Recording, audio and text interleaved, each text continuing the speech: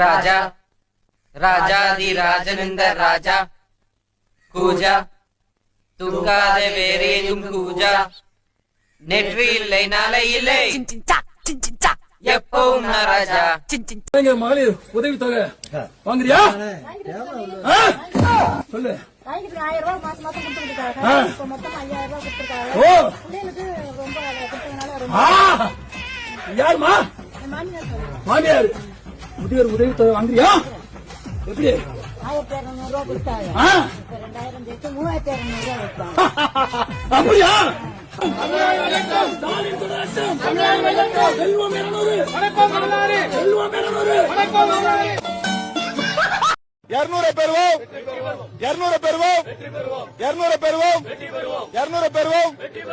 ஒரு பழமொழி உண்டு, யோகியன் வரான் சொம்பெடுத்து உள்ள வைங்கன்னு சொல்லுவார்.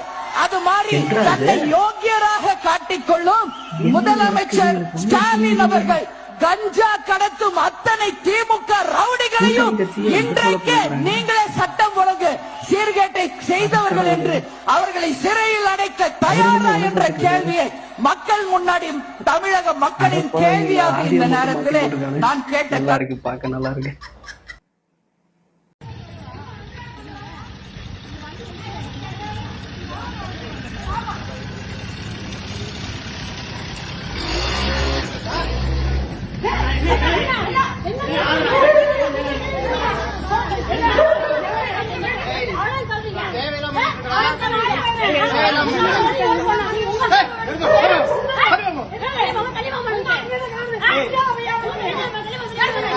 ஓட்டு பதிவு தேவையில்லை. ஓட்டு பதிவு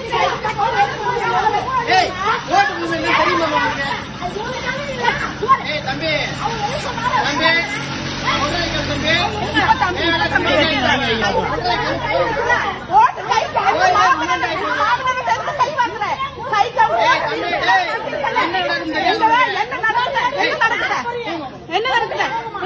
ஓட்டு பதிவு என்ன தெரியுமா?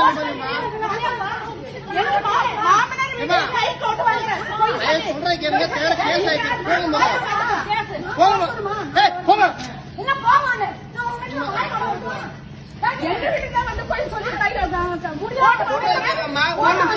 பிரச்சனையாக்காதீங்க போங்க.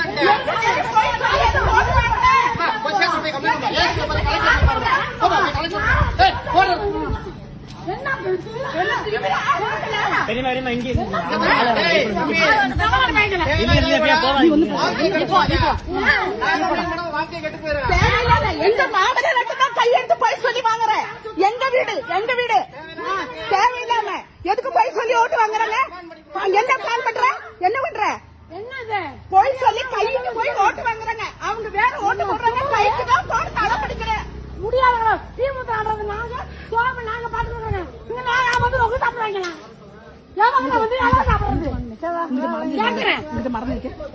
கைக்கு போய் சொல்லி ஓட்டு வாங்குறாங்க. அவங்க விருப்பம் இல்லாம முடியாத ஏமாத்தி வாங்கிட்டு வரீங்க. என்ன அப்படியெல்லாம் நாங்க சொல்லுது?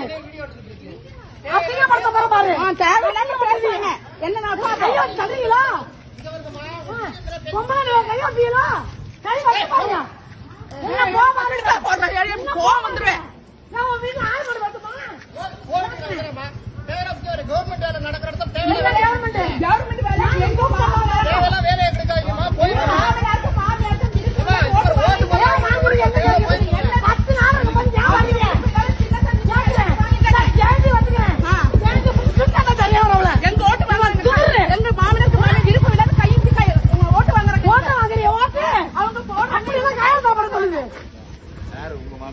மாமியார் அங்க இருக்குங்க.